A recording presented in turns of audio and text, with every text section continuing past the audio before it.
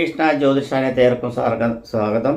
കർക്കിടക രാശിക്കാർക്കുള്ള ഫലമാകുന്നു. കർക്കിടക രാശിക്കാർക്ക് ഡിസംബർ 15 തൊട്ട് ഡിസംബർ 30 വരെയുള്ള കാലയളവിൽ വളരെ ഗുണകരപരമായിട്ടുള്ള സാധ്യതയാണ്. കാരണം 3-ാം ഭാവത്തിൽ സഞ്ചരിച്ചുകൊണ്ടിരിക്കുന്ന കേതു അനുകൂലം, 4-ാം ഭാവത്തിൽ ശുക്രൻ അനുകൂലം, 6-ാം ഭാവത്തിൽ സൂര്യനും ബുധനും അനുകൂലം, 8ാം നിൽക്കുന്ന ശനി അനുകൂലമല്ല.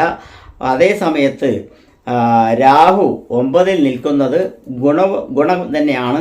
10-ാം ഭാവത്തിൽ വ്യാഴം നിൽക്കുന്നില്ല. സൂര്യ ചാരവശാൽ ചിന്തിക്കുമ്പോൾ നിങ്ങൾക്ക് വരേണ്ടതായിട്ടുള്ള ഗവൺമെൻറ് സംബന്ധമായിട്ടുള്ള വരേണ്ടതായിട്ടുള്ള രേഖകൾ, പട്ടയം, ഭൂമി ഇടപാടുകൾ, സ്ഥല സംബന്ധമായിട്ടുള്ള തർക്ക വിഷയങ്ങളെല്ലാം നഷ്ടപ്പെടുക, പഞ്ചായത്തിൽ നിന്ന് കിട്ടുവാനുള്ളതെല്ലാം കിട്ടേണ്ട അവകാശങ്ങൾ കിട്ടുക, ഗവൺമെൻറ് സംബന്ധമായിട്ടുള്ള മേഖലയിൽ പഠിക്കുന്നവയെല്ലാം നേടിയെടുക്കുക. അതുപോലെ തന്നെ രണ്ടുപേരും കൂടി ചേർന്ന് ചെയ്യുന്ന ബിസിനസ്സുകളെല്ലാം വിജയിച്ച് വരിക, ഉദ്ദിഷ്ട കാര്യങ്ങൾ നടക്കാനുള്ള സാധ്യതയുണ്ടാകുക, ഭവന നിർമ്മാണത്തിന് തുടക്കം കുറിക്കുക, ഭവനം വാങ്ങിക്കുക, അതിൽ താമസിക്കുക, ഗൃഹപ്രവേശം നടത്തുക, പുതിയ ഭവനം, ഒരു പഴയ ഭവനം വാങ്ങി അത് വേണ്ടാന്ന് വെച്ച് പുതിയ ഭവനത്തിലേക്ക് വാങ്ങുവാനുള്ള തീരുമാനം എടുക്കുന്നത് ഏറ്റവും ഉചിതപരമായിട്ടുള്ള തീരുമാനം തന്നെയാണ് എന്നാണ് എനിക്ക് പറയാനുള്ളത്. വിവാഹാദി മംഗളകർമ്മങ്ങൾ മറ്റുള്ള കാര്യങ്ങളിലെല്ലാം കുറച്ച് തടസ്സമുണ്ടെങ്കിലും ഈ മാസം ലാസ്റ്റ്, അതായത് ഈ 15-30 തീയതിൻ്റെ ഉള്ളിൽ തന്നെ, 15 to 30 ഉള്ളിൽ തന്നെ, ഡിസംബർ 30 ഉള്ളിൽ തന്നെ അതെല്ലാം സാധിച്ചെടുക്കും എന്നാണ് പറയാൻ പറഞ്ഞത്. കർമ്മസ്ഥാനത്തിൽ പുരോഗതി വരുവാനുള്ള സാധ്യത തീർച്ചയായിട്ടും ഉണ്ട് എന്നെ ഉറപ്പിച്ച് പറയാൻ പറ്റും. അതുപോലെ തന്നെ ലാഭസ്ഥാനം പൊതുവെ തൃപ്തികരമാണ് എന്നാണ് പറയുന്നത്. ലാഭസ്ഥാനാധിപനായിട്ടുള്ള ഗ്രഹം 4-ാം വർത്തിക്കുന്നത്. വാഹന മേഖലയിൽ പ്രവർത്തിക്കുന്നവർക്ക് നല്ല നേട്ടങ്ങൾ ഉണ്ടാവും. വാഹന സംബന്ധമായിട്ട് പ്രവർത്തിക്കുന്ന ഇതര ജോലിക്കാർക്കും വളരെ ഉത്സാഹപരമായിട്ടുള്ള ഒരു ആവേശപരമായിട്ടുള്ള ഒരു സംഭവങ്ങൾ കാഴ്ചവെക്കാൻ പറ്റും എന്നാണ് ഇവിടെ പറഞ്ഞു വരുന്നത്.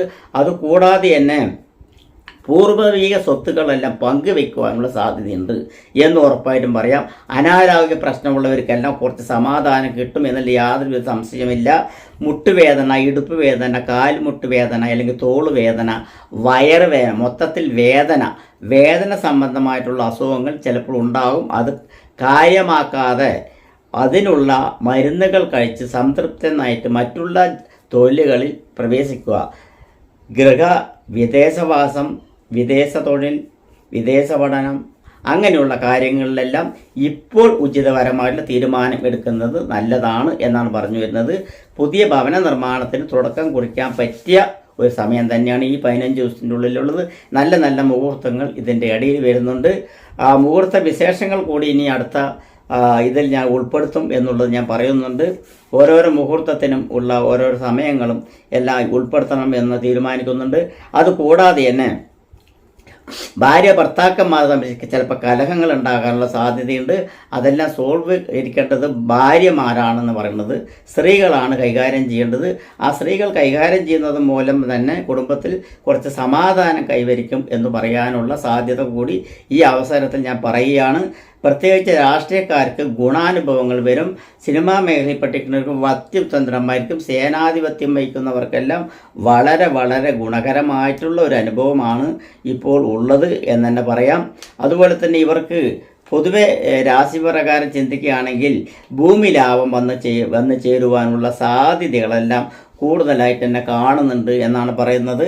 അതുപോലെ ഭൂമി കച്ചവടത്തിൽ, കൺസ്ട്രക്ഷൻ വർക്കുകളിൽ എല്ലാം വളരെ ഉചിതപരമായിട്ടുള്ളൊരു തീരുമാനം, അല്ലെങ്കിൽ അത് സാധിച്ചെടുക്കുക, ഗൃഹപ്രവേശം നടത്തുക, ഗൃഹ ആരംഭത്തിന് തുടക്കം കുറിക്കുക, പുതിയ വാഹനം വാങ്ങിക്കുക, അങ്ങനെയുള്ള കാര്യങ്ങളെല്ലാം ഉണ്ടാവും എന്നെ സാധ്യത പറയുന്നുണ്ട്.